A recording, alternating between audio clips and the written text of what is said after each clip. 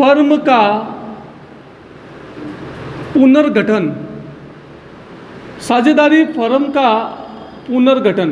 अब इसमें क्या होता है कि कुछ शर्तें होती है जिसमें साझेदारी फर्म का क्या होता है, पुनर्गठन होता है। पुनर्गठन का मतलब ये होता है कि वो फर्म वापस नए सिरे से अपना काम शुरू करती है। तो साझेदारी फर्म का क्या हो रहा है यहाँ पर, पुनर्गठन। तो देखिए साझेदारी फर्म का पुनर्गठन है वो किन किन, तो निम्न शर्तों में होता है। साझेदारी फर्म का गठन निम्न शर्तों में होता है। भाई गठन तो हो चुका था, अब उसका क्या हो रहा है, पुनर्गठन। तो साझेदारी फर्म का पुनर्गठन निम्न शर्तों पर होता है। अब ये शर्तें बता रहा हूँ, आपको एग्जाम में ऐसा प्रश्न आ सकता है कि साझेदारी फर्म का पुनर्गठन कब कब होता है। फर्म में सवाल क्या आएगा, साझेदारी फर्म का पुनर्गठन कब कब होता है, कोई दो कारण बताइए। तो दो कारण अपन को लिखने होते हैं, एक नंबर का सवाल होता है। तो साझेदारी फर्म का पुनर्गठन निम्न कारणों पर होता है।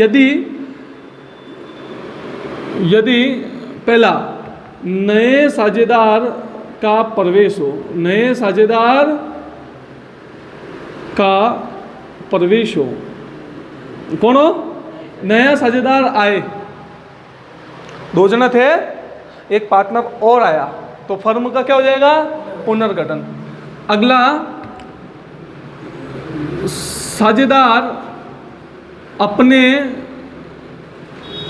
वर्तमान लाभ हानि अनुपात में परिवर्तन करें। भाई जो पार्टनर है वो जो अपना वर्तमान रेशियो है, मान लो ABC का रेशियो 1:2:2 है। अब वो कह रहेगा अब हम ये रेशियो नहीं रखना चाहते, हम रखेंगे 2:1:1। तो क्या किया उन्होंने, वर्तमान जो लाभ हानि अनुपात है उसमें क्या कर लिया, परिवर्तन कर लिया। तो यदि साझेदार है वो अपने वर्तमान लाभ हानि अनुपात में क्या कर ले, परिवर्तन कर ले, तो क्या होगा, नए साझेदारी फर्म का क्या होगा, पुनर्गठन। अब क्या हुआ, जो पार्टनर काम कर रहा था तो साझेदार के द्वारा अवकाश ग्रहण करने पर, क्या करने पर, हाँ भाई साझेदार है वो क्या कर रहा है, छुट्टी, मतलब एक दिन के लिए नहीं, फर्म छोड़ के जा रहा है। क्या हो रहा है भाई, 3 पार्टनर थे, सी कह रहा है मेरा काम नहीं करना, वो चला गया। अब कितने पार्टनर बचे, 2। तो अब 2 पार्टनर बचे तो वो वापस वो क्या हो गया, साझेदारी फर्म का क्या हो गया, पुनर्गठन हो गया। क्या बात समझ में आ गई, समझ में आई। 3। चौथा है, पार्टनर ही मर गया, साझेदार की मृत्यु पर, साझेदार की मृत्यु पर। अरे पार्टनर है वो क्या हो गया है, पार्टनर ही मर गया। तो जब पार्टनर मर गया हो तो भी फर्म का क्या होगा, पुनर्गठन। क्या होगा, पुनर्गठन। और एक लास्ट एंड फाइनल लिख दो कि भाई ये साझेदारी फर्में हैं, 2 या 2 से अधिक जो साझेदारी फर्में थी,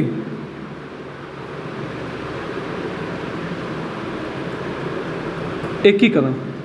इसका अर्थ क्या है समझे तुम, फर्मों, 2 या 2 से अधिक फर्मों का क्या है, एकीकरण। एकीकरण का मतलब 2 पार्टनर चल रही थी फर्म है, उन्होंने बोला क्या करें, एक ही फर्म बना देते हैं। तो देखिए इनमें से केवल आपको कितने कारण लिखने होते हैं एग्जाम में, 2 कारण, कि साझेदारी फर्म का पुनर्गठन किन परिस्थितियों में हो सकता है। तो अपन को इतनी सारी परिस्थितियों में से कोई भी 2 परिस्थितियां लिखनी है। बोले बात समझ में आई क्या, क्लियर। अब आता है अपना चैप्टर, ये केवल बेसिक था, ये पार्टनरशिप के जो आगे वाले चैप्टर है उनके लिए काम का है। अब पढ़ रहे हैं अपन नए साझेदार का प्रवेश। क्या पढ़ रहे हैं, तो अब अपना अगला टॉपिक है जिसको अपन को पढ़ना है वो है नए साझेदार का प्रवेश।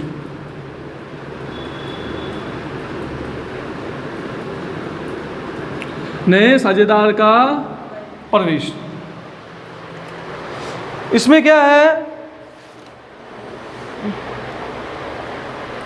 जो भारतीय साझेदारी अधिनियम है, भारतीय साझेदारी अधिनियम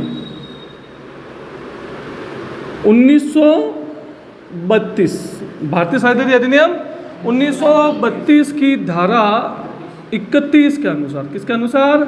31 के अनुसार सभी साझेदारों के मध्य, जो सभी साझेदार हैं, सभी साझेदारों के मध्य समझौते द्वारा, कैसे? समझौते द्वारा क्या कर सकते हैं? नए साझेदार को क्या किया जा सकता है? नए साझेदार को क्या किया जा सकता है?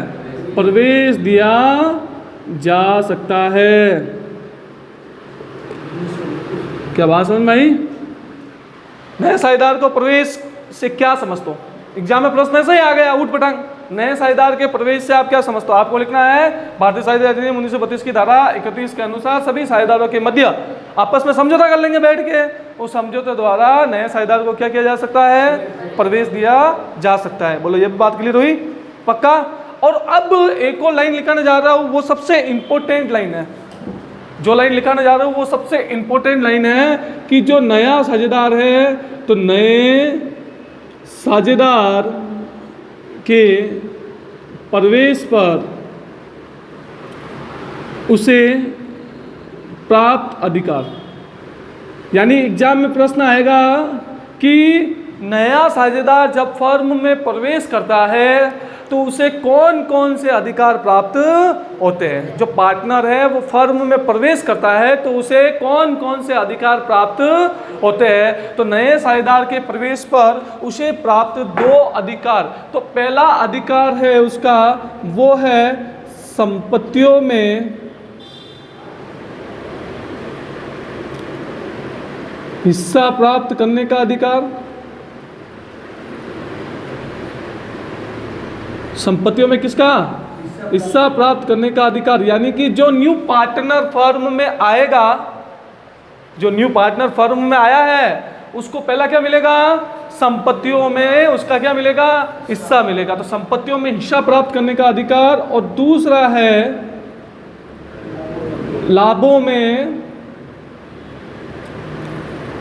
हिस्सा प्राप्त करने का अधिकार। लाभों में हिस्सा प्राप्त करने का अधिकार। क्या दोनों बातें समझ में आई? भाई पार्टनर जब फर्म में प्रवेश करता है तो पहला उसे संपत्तियों में हिस्सा प्राप्त करने का अधिकार प्राप्त होता है, और दूसरा उसको क्या होता है? लाभों में हिस्सा प्राप्त करने का अधिकार। किसमें? प्रॉफिट में हिस्सा प्राप्त करने का अधिकार। ठीक है, अभी तक जितना लिखा है सब समझ में आ रहा है तुम्हें? अब मैं बताऊंगा कि प्रथम अधिकार, प्रथम कौन सा? संपत्तियों में हिस्सा प्राप्त करने का अधिकार। तो प्रथम अधिकार प्राप्त करने के लिए, प्रथम अधिकार प्राप्त करने के लिए नए साझेदार द्वारा पूंजी लाई जाती है। क्या लाई जाती है? पूंजी लाई जाती है। कौन सा अधिकार प्राप्त करने के लिए? प्रथम अधिकार प्राप्त करने के लिए साझेदार, नए साझेदार द्वारा क्या लाई जाती है? पूंजी की रकम। वही संपत्तियों में हिस्सा प्राप्त करने का अधिकार के लिए, यानी संपत्तियों में हिस्सा प्राप्त करने के लिए जो राशि लाई जाती है उसे क्या कहते हैं अपन? पूंजी। क्या कहते हैं? पूंजी।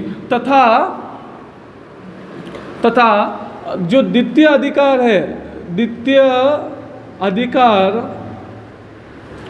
प्राप्त करने के लिए, द्वितीय अधिकार प्राप्त करने के लिए नए साझेदार द्वारा